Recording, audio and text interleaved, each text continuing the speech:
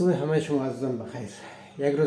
یک روز تعطیلی، یک روز یک شنبه در خانه یک کافه نازنین جور کنیم. بس شما منزی چیزا جور کنیم، کم اصل، بسیار ساده، آسان. کافه خشک، اوی کافه رو که منی پیلش شور میگه. البته ما این از این کافه استفاده کنید، شما میتونید از هر نمونهش استفاده کنید، رقم که خوشتین. و یک کم شیر.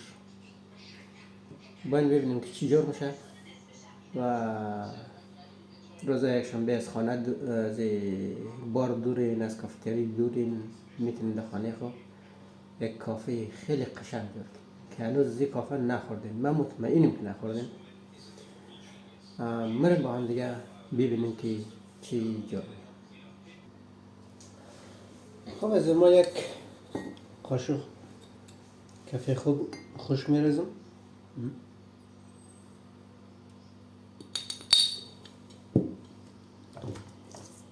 اینی فلولاتور که دارین همش همزن در خانه. دیگه خدمت شما عرض کنم که یک کمی هم شیر می‌ریزم، نه خیلی زیاد، حدود یک 2-3 زمین قاشق باشد، 2 قاشق باشد بس. شروع در هم زدن.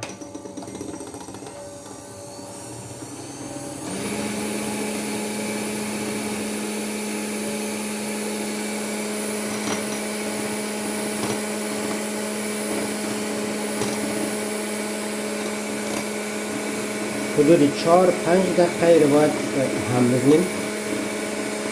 البته شیرشون باید خیلی یخ باشد، بین یخچال باشد. ببینید که رنگ خود داره تغییر میده.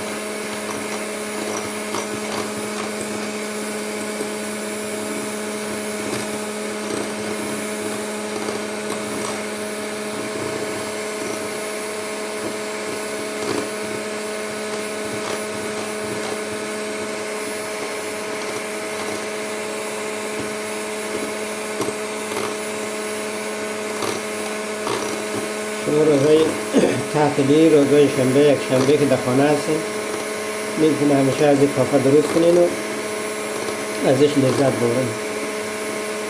خیلی یک چیز قشنگ و زیبا و خوشمزه. شما با میل دل خودتون میتونید روش شکر اضافه کنین، میتونید عسل اضافه کنین، هر جوری که دوست دارین. شکرش همه چیز با میل خودتون میتونید کم و زیاد کنین. دیگه من شکر نرشتم، بس عسل روش اضافه کنم.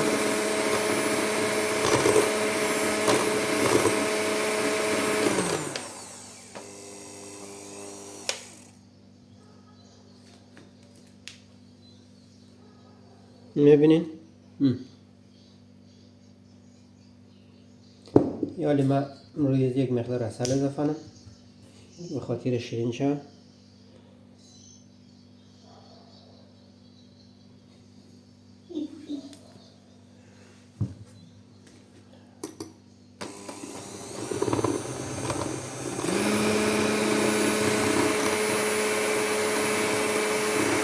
میبینین؟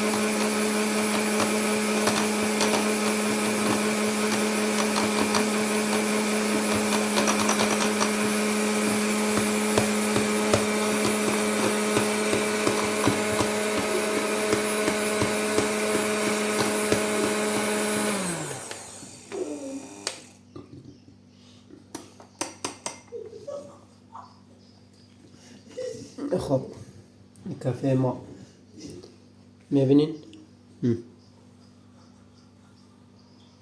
کریم کافه.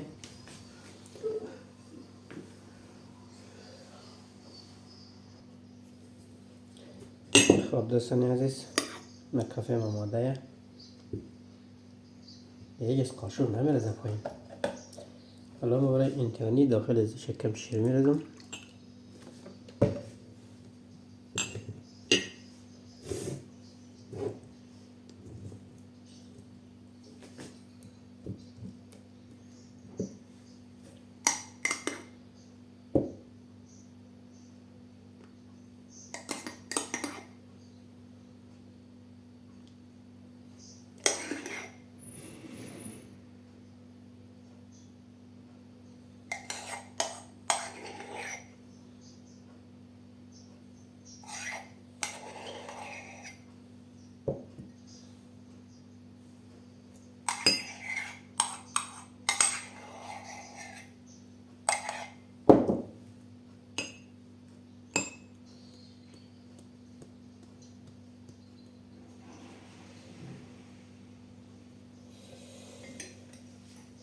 من روی شکمی یعنی که هسته دارچین خیلی خوب خوشمزه نه، به حساب موش و پوست درخت میشه، هر چیزی که هسته پودر از کم کم پاش میدیم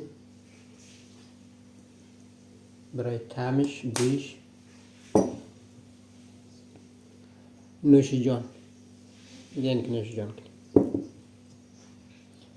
هر که با شیر دوست دارن یک کمی شیر رویش بریزه، هر کم بدون شیر دوست داره خوش پس شیر هست دیگه. ما تو بلده نمایش که رنگش